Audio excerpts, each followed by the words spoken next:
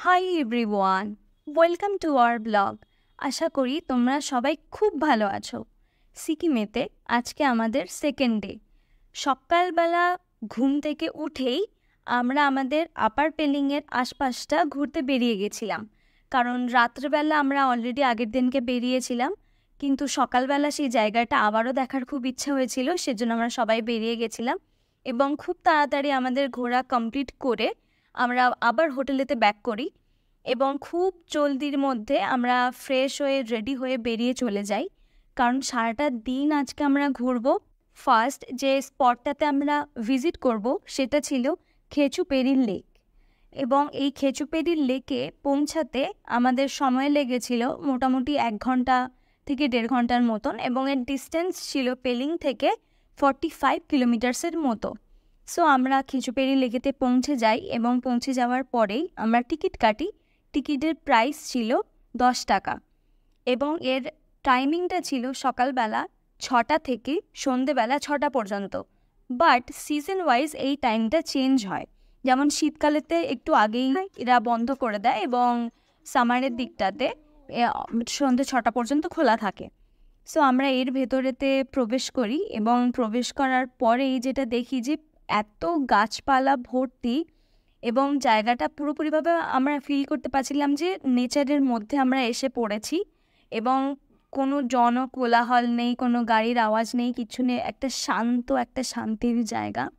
এবং সেখানে এত সুন্দর ফুল ফুটে আছে, পাখির ডাক হচ্ছে, পাতা ঝরার আওয়াজ হচ্ছে, ঝিঝি পোকার ডাক হচ্ছে, সব মিলিয়ে মিশিয়ে এত সুন্দর লাগছিল, এত সুন্দর জায়গাটা। সো এরপরেই আমরা ঘুরতে ঘুরতে পৌঁছে যাই আরও ভেতরের দিকে। লেকটা ছিল, এই খেচুপুরি যে লেকটা ছিল অনেকটাই ভেতরে। আমরা এখানেই যতটা পসিবল কম কথা বলার চেষ্টা করছিলাম এবং এই প্রাকৃতিক সৌন্দর্যটা উপভোগ করছিলাম। সো এরপরেই আমরা আরও ভিতরের দিকে প্রবেশ করি খেচুপেরি লেকের দিকে। তো চলুন জেনে নেওয়া যাক এই খেচুপেরি লেকের ব্যাপারে অজানা কিছু তথ্য। এই খেচুপেরি লেকটি অবস্থিত ওয়েস্ট সিকিমের খেচুপেলরি ভিলেজে। পেলিং শহর থেকে এই খেচুপেরি লেকের ডিস্ট্যান্স প্রায় 34 কিলোমিটার্সের মতো। এই লেকটিকে বুদ্ধিস্ট এবং হিন্দুদের জন্য খুবই পবিত্র বলে মনে করা হয়, এবং এটা বিশ্বাস করা হয় যে কেউ যদি এই লেকেতে এসে কিছু উইশ করে তার সেটা ফুলফিল হয়। এই লেকটির ভেতরে যে ছোট্ট পাহাড়টি অবস্থিত, এই পাহাড়টির নাম হলো খেচোপালদ্রি হিল। এই লেকটিকে যেমন পবিত্র বলে মনে করা হয়, তেমনি এই পাহাড়টিকেও এখানকার মানুষজন খুবই পবিত্র বলে মনে করেন। এবার আপনাদের সাথে এই লেকটির ব্যাপারে একটি ইন্টারেস্টিং ঘটনা শেয়ার করা যাক। যে ঘটনাটা বেসিক্যালি আমি জানতে পেরেছিলাম এখানকার লোকাল মানুষজনদের থেকে। ঘটনাটা হলো যে এই লেকেতে এসে আপনি কোনো দিনই একটি পাতাও পড়ে থাকতে দেখবেন না। তার কারণ হলো যে এখানকার যে লোকাল পাখি আছে, সেই পাখিরা নাকি জলেতে পাতা পড়ার আগেই, মানে এই লেকটিতে পাতা পড়ার আগেই নাকি তারা বাইরেতে ফেলে দেয় পাতাগুলো ঝরে পড়ার আগেই। বাট এটা কিভাবে পসিবল আমি জানি না, এটা আমার কাছে খুবই ইন্টারেস্টিং লেগেছে। বাট আমার কাছে সাথে সাথে এটা অকল্পনীয় লেগেছে, কিন্তু আমি নিজের চোখে এটাও দেখেছি যে এই লেকেতে একটি পাতাও পড়ে নেই। আপনারাও যদি কখনো এই লেকটিতে আসেন তাহলে আপনারাও এই ক্লিয়ার লেকটি অবশ্যই দেখতে পাবেন। এত সুন্দর প্রাকৃতিক সৌন্দর্যের জন্য বর্তমানে এই লেকটিকে ইকো ট্যুরিজমের আন্ডারেতে নিয়ে আসা হয়েছে। সো হাঁটতে হাঁটতে আমরা পৌঁছে গেছিলাম লেকটির কাছে। লেকটিতে নাকি আগে নামা যেত, বাট বর্তমানে সেফটি পারপাসে এখন লেকের অনেকটা আগে থেকে ব্যারিকেড করে দেওয়া হয়েছে, যাতে না কোনো মানুষজন লেকটিতে নামতে পারে। সো সেই জন্য লেকটি আমাদের থেকে অনেকটাই দূরে ছিল, বাট দেখতে লাগছিল খুবই সুন্দর, পুরো পাহাড়ে ঘেরা একটা লেক। এবং এই বুদ্ধিস্টদের যে ধর্মের যে লেখাগুলো ছিল, মানে পতাকার মতন, এগুলোর জন্য আরও কালারফুল লাগছিল। আর ওয়েদারটা এতটাই সুন্দর ছিল, একটা সানি ওয়েদার ছিল, যে এই জায়গাটার পরিবেশটা আরও অনেক সুন্দর করে তুলেছিল।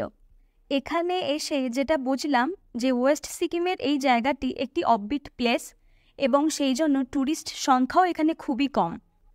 অনেকক্ষণ ঘোরাঘুরির পরে আমরা ডিসাইড করি যে আমরা একটু রেস্ট নেব, কারণ এই লেকের ভিতরেতে যে ছোট পাহাড়টা আছে সেই পাহাড়েতে আমরা উঠব এবং উপর থেকে এর যে সিনারিক বিউটিটা সেটা আমরা সবাই দেখব। বেসিক্যালি ওই জায়গাটা একটা ভিউ পয়েন্ট, ওর উপর থেকে নিচের পুরো জায়গাটা দেখা যায় বা লেকটা পুরোটা দেখা যায়।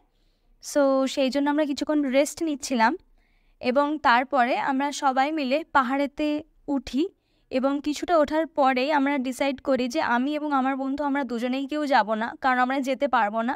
পাহাড়ে ওঠার রাস্তাটা খারাপ ছিল, বাট অতটাও টাফ ছিল না, কিন্তু আমরা যেহেতু অতটা পাহাড়েতে উঠি না সেজন্য আমাদের জন্য একটু প্রবলেম ছিল। সেই জন্য সবাই যায়, একমাত্র আমি আর আমার বন্ধু আমরা দুজনে নিচেই থেকে যাই।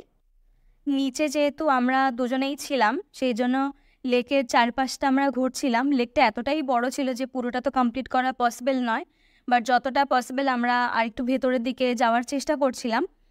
তবে সাথে একটা মন খারাপও ছিল, কারণ আমরা অলরেডি আগে থেকেই ডিসাইড করেছিলাম যে ওই পাহাড়ের উপরেরটাতে উঠবো, ভিউ পয়েন্টটা থেকে পুরো লেকটাকে দেখব, বাট সেটা হয়নি। এই লেকেতে ঘোরার সময় আমাদের অনেকের সাথে পরিচয় হয় এবং তার মধ্যে বেশিরভাগ ছিলেন যারা সাউথ ইন্ডিয়া থেকে এসছিলেন।